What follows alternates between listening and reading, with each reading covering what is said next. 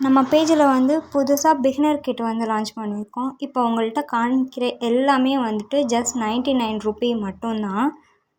Stacking ஒன்று வரும், essential oil, piping bag, rolled cone ஒன்று வரும், ப்ரீ கட் ஷீட் வந்து 5 வந்துடும், 2 டைப்ஸ் ஆஃப் பின் வந்துடும், ஹென்னா பவுடர் ஒன்று, பவுல் ஒன்று. இது எல்லாமே வந்து ஜஸ்ட்டு 99 ரூபி மட்டும்தான்.